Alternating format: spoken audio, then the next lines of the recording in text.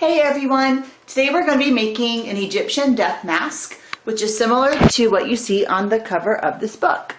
And I have my little helper Luke, who will be supervising our mask project today. You're going to need a large piece of cardboard and a pencil, some little blue strips of paper. I went ahead and cut these into 1/2-inch strips. These will go on top of the mask after we finish.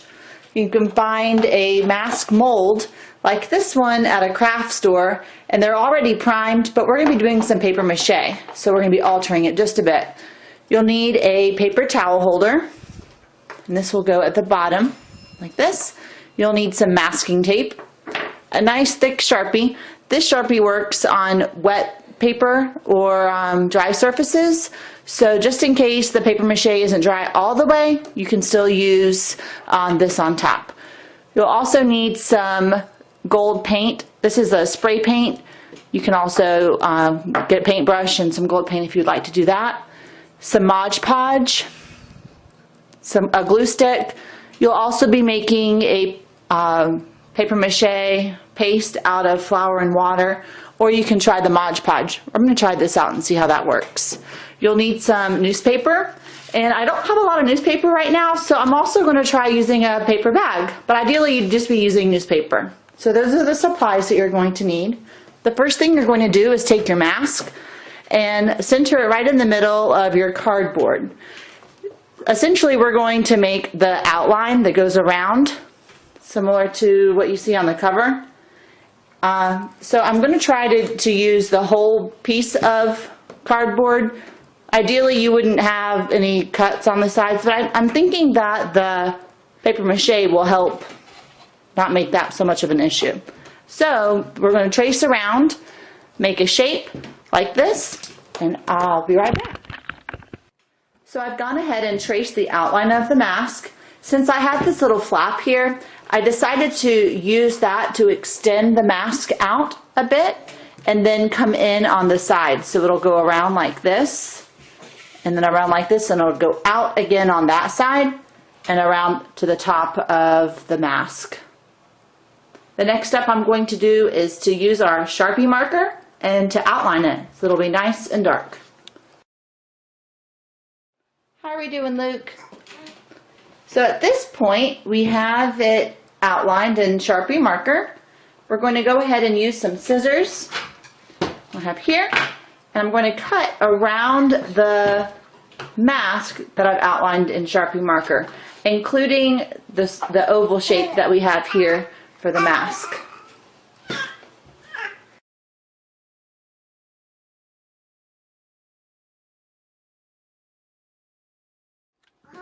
As I'm cutting, it's getting pretty difficult to go through the middle, and even around the bottoms here, it was pretty tight.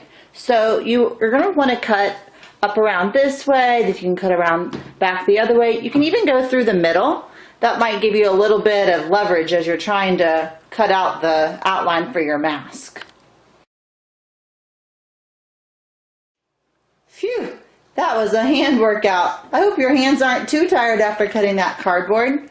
I wanted to show you the back of the mask. It has this piece of elastic, and we're not cutting that part off because that will be what you use to attach around your head once we get finished.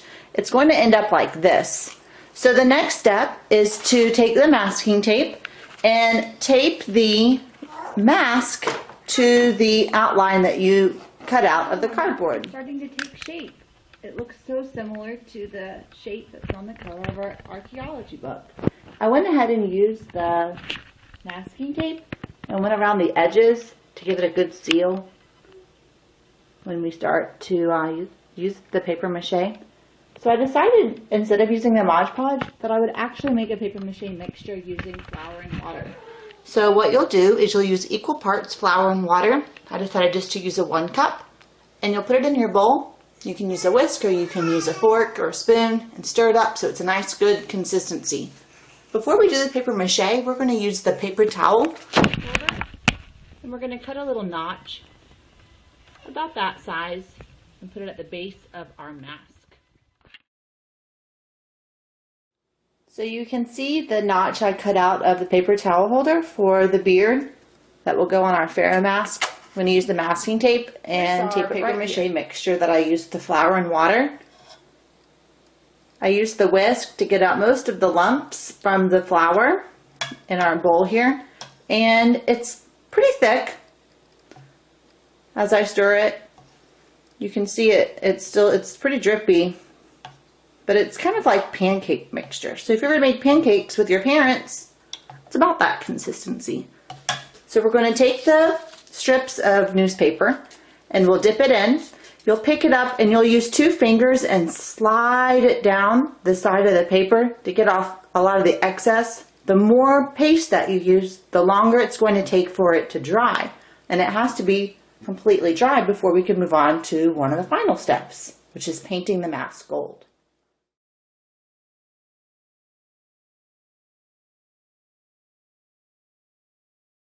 We're all done with paper mache. The 1 sheet of newspaper was enough to be able to complete the whole project. I was really surprised. I left room for the eyes and the little nose holes. This mask didn't have a mouth hole, so I just covered that spot up.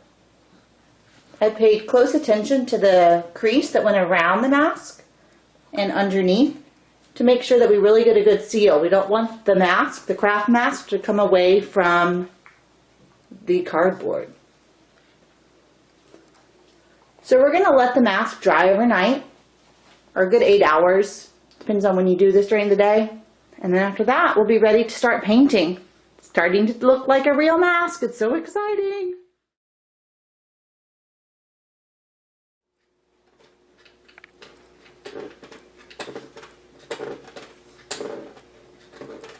Voila! It's been about 24 hours since we finished making the paper mache and allowing it to dry, and it turned out great. The little flaps on the sides here went up a little bit, but that'll just give it a little bit of character. The next step that we are going to do to finish our mask is to take it outside and spray paint. Make sure that you're in a really well ventilated area. Outside would be the best place so that you're not inhaling any fumes. Outside, I have my paint. I need to shake it up a bit before we get started. I'm going to take the gold paint and spray paint all over the mask, giving it a nice even coat.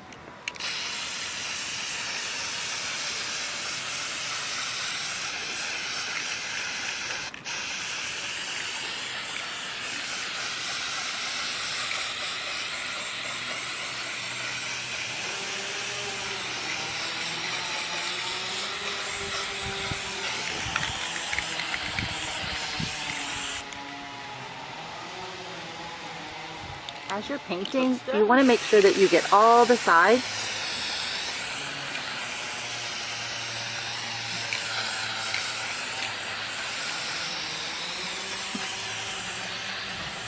And give it plenty of time to dry. You'll need to look at the back of your label to see how long it takes for your paint to dry. So we're back inside now after about an hour of the mask drying outside.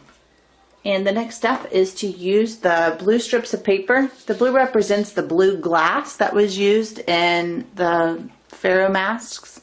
They also had some blue glass on the beards, so you can put some there as well. I'll be using some scissors and trimming the edges so that it fits a little bit better. You could even fold it back if you'd like. So I'm going to be taking these and fanning them all the way across. I'll put some of them closer together and some a little bit further apart just to give a little variety.